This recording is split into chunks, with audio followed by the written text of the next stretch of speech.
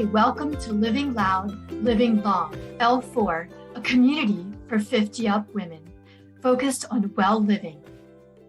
I'm Dr. Candace Hughes. I have several exciting announcements today. First, I want to tell you about our new member-only community. Find out more about our community and how it can support you to live the life that you want with financial and health well-being. Visit our website at www.livingloudlivinglong.com to find out more. I also want to take time to thank our patron, Robert Hughes, and encourage all of you who are listening to join us and support our podcast by becoming a patron. Today, we will be focusing on entrepreneurship, how you can create and build a business that will help you achieve the satisfaction and financial well-being that you would like to see in your life. We'll be focusing on entrepreneurship in women's health, which is often undervalued and overlooked. Our interviewee today is Cheri Grantham, Vice President at Floelle. I'm sure you will enjoy hearing her tell you about her journey and experience and how she has been able to become a successful serial entrepreneur. Hey, Cheri, welcome to Living Loud, Living Long podcast. We're really happy to have you here today. And we're going to be focusing on entrepreneurship and women's health, and want to hear what you have to say about these two important topics. Okay. So we can understand your background and your journey. How did you get interested in women's health? I was 5 years old when I used to go into nursing homes with my grandmother, and I remembered the smell of urine being in the room. And I remember telling my grandmother one day, I want to help these people because I knew that I was 5 and I wasn't in a diaper, and I didn't want all these other people to be in a diaper at all. So that's something that's been very important to me my whole life, to try to help people that suffer with urinary incontinence so that they don't have to wear pads or diapers. Sounds like it really made a big impact on you, and sounds like a good motivation to create a startup to solve important problems like that for people. Do you feel that in general 50-up women have a strong focus on their health? Well, me being 50 myself, I know that I'm very busy, being 50. I know that I'm still working and I'm trying to still hold my household. So I know that a lot of women are also working like I am. And so I think that it's in the back of their minds to be as healthy as possible. But being a female, I know that I always put myself last and I put everyone else first. So I think it's real important that 50-year-olds stay focused on their health, because no one can take better care of themselves but themselves. And they need to reach out to people that can help them stay healthier. Yes, I think that's good feedback for everyone. And especially over the past few years, it's been tough for women, particularly throughout the pandemic, to keep their own health and their family's health together. Are there any areas of our health that you think we should be paying more attention to? I believe urinary incontinence is a problem for a lot of women that they keep secret. They don't feel that that's really an important thing because they feel like it's a part of aging. And I want to bring to light that there is something that can be done about it. And with Floelle, we hope to be able to help people in a non-surgical way. That sounds like good advice for people. Do you have advice for our community members who may not have their own health concerns, but maybe they're caring for family members? So perhaps they have an older parent or a relative that they need to care for. I think they need to seek new treatment options because there's all kinds of options that are out there that are available that I've just learned recently being in the Texas Medical Center.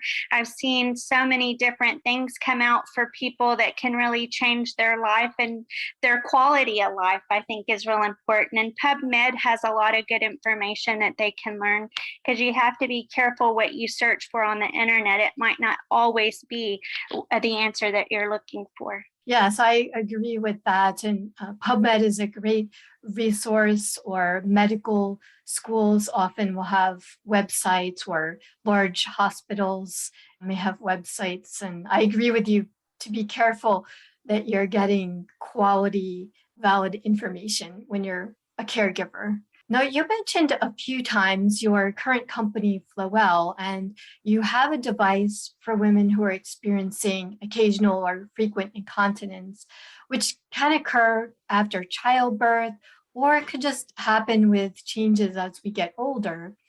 In fact, up to 60% of women may have this issue on a once a week basis, or 40% may have it more often.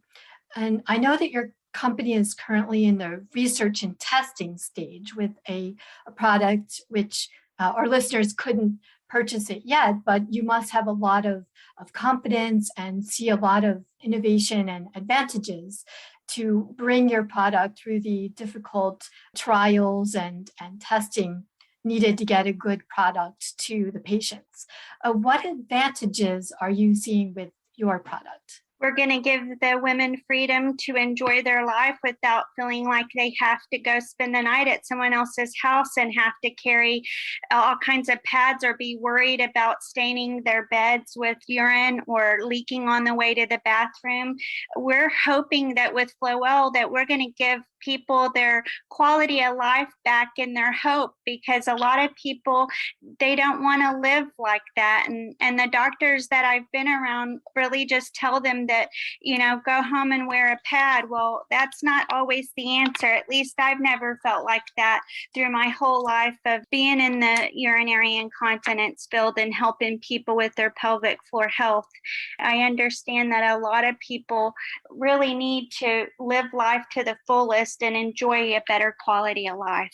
Absolutely. And I know that's an issue for people with dementia, for example, and they have, concerns and may be looking for treatment. So if someone is taking care of an older relative, or, have this concern, it could be helpful for them. What future plans do you have for your device and for your company? What's next in your future?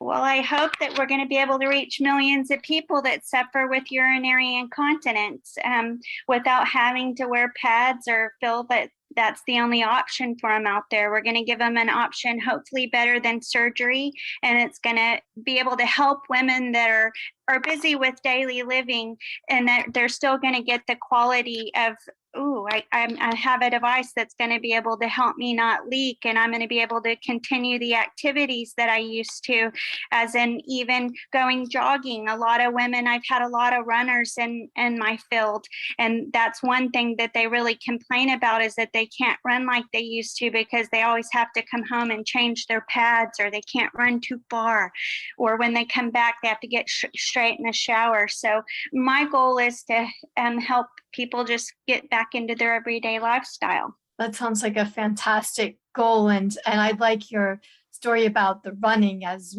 many of our listeners are very active and they want to keep being active. They don't want to be burdened or have that activity cut down by having an additional health issue.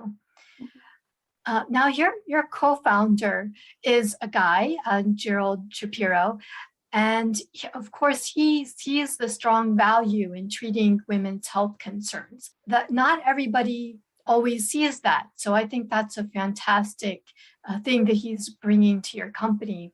Has it helped your startup to have both a male and female perspective and approach in terms of launching and growing your startup? We each bring our uniqueness and our thinking to our Floelle team.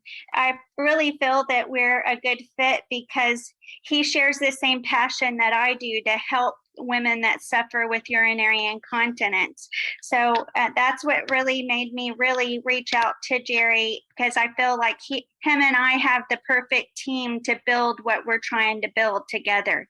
And I always feel that it's important to have a man on the team as well as a female, because we can see from both points of view. And I think that that's very helpful as well. Yes, there's a lot of research now that's starting to show that having a diverse team in your C-suite is one that can help the company be actually stronger.